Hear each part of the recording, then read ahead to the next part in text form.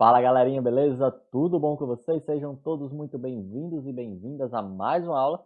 Nessa aula de hoje nós iremos resolver esse probleminha que está na tela de vocês, da OBMAP nível 2.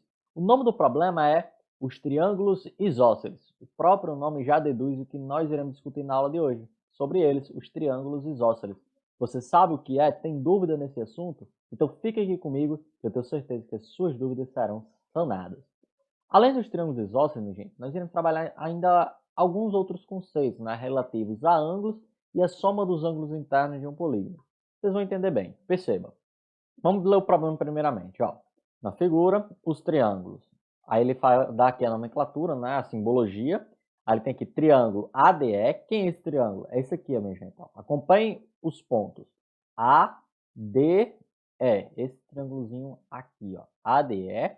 E triângulo ABC, ó. Vamos acompanhar aqui. ABC. Então, esse triângulo aqui, ó, é o triângulo ABC. E esse aqui que está mais deitadinho é o ADE. Esses triângulos são isósceles.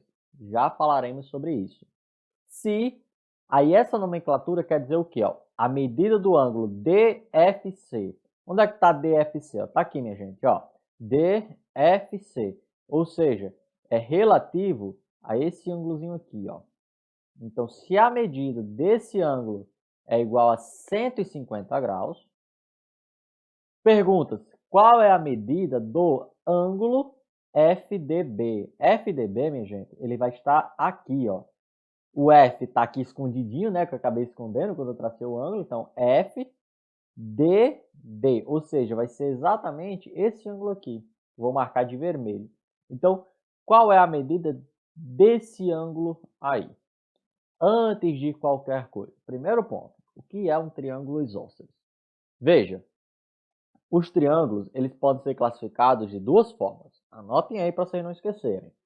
A primeira forma é olhando a medida dos lados, certo? Então, nesse formato, a gente pode classificar ele de três tipos. O primeiro, o equilátero, ou seja, tem os três lados iguais, ou escaleno, três lados diferentes, e o isósceles, ou seja, ele tem dois lados iguais. Ponto. A outra forma de você classificar os triângulos, que não vai importar para o nosso problema, mas a título de conhecimento, é olhando para os seus ângulos. Você olhou para o triângulo e identificou que ele tem um ângulo de 90 graus, ele é um triângulo retângulo. Você olhou para o triângulo e identificou um ângulo obtuso, que é aquele que é maior que 90 graus, você vai ter um triângulo obtusângulo. Você olhou para o triângulo e viu que ele tem três ângulos agudos, ele é um triângulo acutângulo. Então, resumão, ó. Quanto aos lados, nós podemos classificar como equilátero, isósceles e escaleno. Equilátero, três lados iguais, isósceles, dois lados iguais e escaleno, todos os lados diferentes. Quanto aos ângulos, retângulo tem um ângulo de 90 graus, obtusângulo, um ângulo maior que 90 graus, ou seja, um ângulo obtuso, e acutângulo, três ângulos agudos. Então, quando ele fala aqui ó, que o triângulo ADE é isósceles, que ele tem dois lados iguais, quem seriam? No problema, ele não fala, mas olhando pela figura, tem como a gente deduzir mais ou menos quem são os iguais. E vai ser aqui exatamente o quê? O lado AD junto com o lado DE. Então, posso dizer ali ó, que AD igual a DE. E essa definição, minha gente, de triângulo isósceles, tem uma consequência em cima dos ângulos, que é o que? Veja, como esses dois lados são iguais aqui, esse aqui a gente chama de base. E os ângulos que estão dentro dele, né, que estão inclusos nela, que são esse daqui e esse daqui, também serão iguais.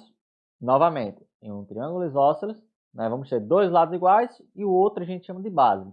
E os ângulos que estão nela, eles vão ser ângulos iguais. Ele dá o valor para a gente, minha gente? Não. Então, aí a gente pode chamar, sei lá, de x. Pronto, podemos chamar de x. Ponto. No outro triângulo, ele também diz que é isósceles. E, novamente, ó, o outro triângulo está aqui, ó, ABC. Ele não diz, não é, quem são os lados iguais, mas tem como a gente deduzir no visual. Né? Dá para ver facinho que o lado ó, BC e CA, né, eles são iguais. BC igual a CA. E novamente, a definição dos ângulos, né? Se esses dois camaradas aqui são iguais, esse camarada aqui vai ser a base para esse triângulo agora, e os ângulos da base serão iguais, ou seja, esse ângulo aqui, que é o ângulo da base, e esse outro aqui serão iguais. Veja, esse daqui a gente já chamou ele de x, então, consequentemente, como ele é igual a esse também será x. Ponto. Vamos segurar a nossa aula um pouquinho. Recadinho rápido. Você está gostando? Está entendendo tudo dessa aula? Então, se inscreva no canal e deixa o teu joinha aí. Vamos seguir. E agora, minha gente, o que é que a gente pode fazer mais aí para ajudar a gente no problema? Tem uma outra definição importante, minha gente, sobre ângulos, que é exatamente a definição de ângulos opostos pelo vértice. O que ele quer dizer? Quando você tem ângulos que são opostos pelo vértice, eles são iguais. Como assim? Vou pegar aqui dois segmentos de reta para poder trazer essa explicação para vocês. Veja, estão dois segmentos aqui. E aqui eu posso traçar esse ângulo aqui. Posso chamar aqui de A. Aqui eu posso chamar de O. E aqui chamar de B. Então, esse ângulo AOB, ele vai ter uma medida. Eu não sei, vou deixar aí, ele vai ter uma medida. E aqui do outro lado, né? E outra coisa, esse pontinho O para esse ângulo, ele vai ser o vértice, né? Aqui seria exatamente o encontro desses segmentos. E aqui do outro lado eu posso traçar um outro ângulo, né? Que eu posso chamar aqui de DOC. Ele vai ter um outro ângulo. Veja que esse ângulo, por incrível que pareça, ele tem o mesmo vértice do outro. E veja que esses ângulos estão se opondo pelo vértice. Então, quando você tem essa configuração, esses ângulos opostos, eles serão iguais, terão a mesma medida. E onde é que eu encontro isso no nosso problema? Facinho da gente ver que aqui, ó, exatamente com esse segmento aqui CB e ED. Esse ângulo de 150, ele está oposto pelo vértice esse camarada aqui. Como ele é oposto pelo vértice esse camarada, consequentemente, esse camarada aqui, ele medirá 150 graus. Ok até aí? Tudo bem, minha gente? Deixa eu logo apagar aqui, ó. Deixa eu logo apagar. Para a gente poder controlar o nosso problema. Então, aqui eu tenho um quadrilátero. E o que isso vai nos influenciar? Veja, eu tenho os ângulos aqui representados, algumas coisas, tarará. Veja, dentro de um quadrilátero, quando eu somo todos os ângulos, ele vai dar 360 graus. Ou seja, se eu juntar ali os 150 mais todos os ângulos que tem lá, que é exatamente os ângulos de medida x, isso vai dar igual a 360 graus. Aí veja, ó, x mais x mais x, 3x. O 150 ele está mais, ele vai para o outro lado da igualdade, menos. Então vai ficar 360 menos 150. Então, fazer essa subtração, né, aqui, ó, separado, ó, 360 menos 150. Veja, 0 menos 0, 0. 6 menos 5, 1. 3 menos 1, 2. Então, nós vamos ter, ó, 3x igual a 210. Aí, veja, o 3 está multiplicando x, consequentemente, ele vai para o outro lado dividindo. Então, eu vou ter que o x é igual a 210 dividido por 3. E essa continha é fácil, né, minha gente?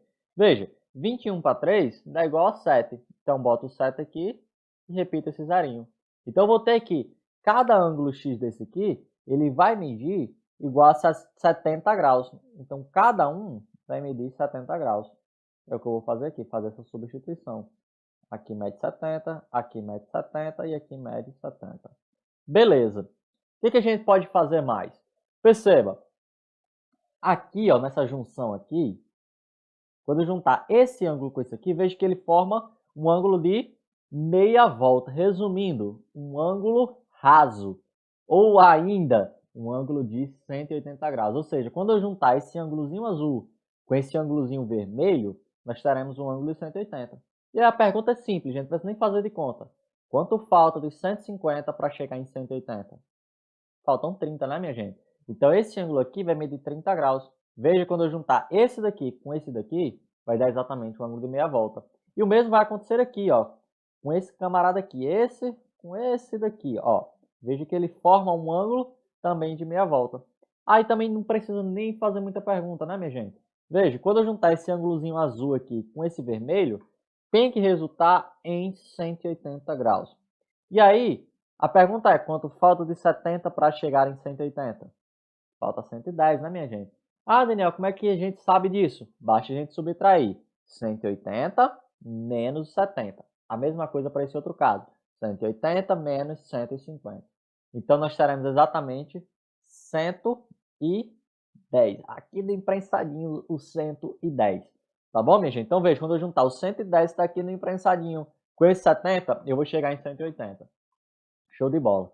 E aí perceba que aqui, ó, nesse imprensadinho, tem também um triângulo, né? O triângulo DDF. Quanto vale a soma dos ângulos internos de um triângulo? Vale exatamente 180. Então, quando eu juntar esse ângulozinho aí que eu chamei de asterisco, deixa eu apagar aqui, esse ângulo que eu chamei de asterisco, né? Asterisco não, ponto de interrogação, desculpa, meu gente. Ponto de interrogação, mais o ângulo de 30 graus, mais o ângulo de 110, nós teremos exatamente 180 graus. Lembrando, da onde foi que eu cheguei a isso? Quando eu junto os três ângulos do triângulo, ele vai dar igual a 180 graus. Isso é a soma dos ângulos internos de um triângulo. E aí, veja, ó, esse ponto de interrogação, para ficar mais bonitinho, eu vou chamar ele de y. Só para ficar mais bonitinho.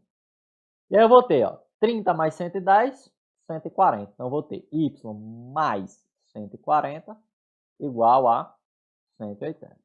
140 está mais, vai para o outro lado, menos. Então eu terei que o y é igual a 180 menos 140. Consequentemente, ó, 180 menos 140 dará igual a 40. Então o ângulo y ele mede 40 graus. Ou seja, o ângulo FDB, que é exatamente o que a gente estava procurando, ele mede 40 graus. Facinho, né, minha gente? Se você entendeu, você gostou dessa aula, quer continuar aprendendo matemática de uma forma simples, inscreva-se no canal, ative o sininho e não esquece de deixar o seu like. Siga nossas redes sociais que se encontram na descrição do vídeo. A gente se vê numa próxima aula. Valeu, galera!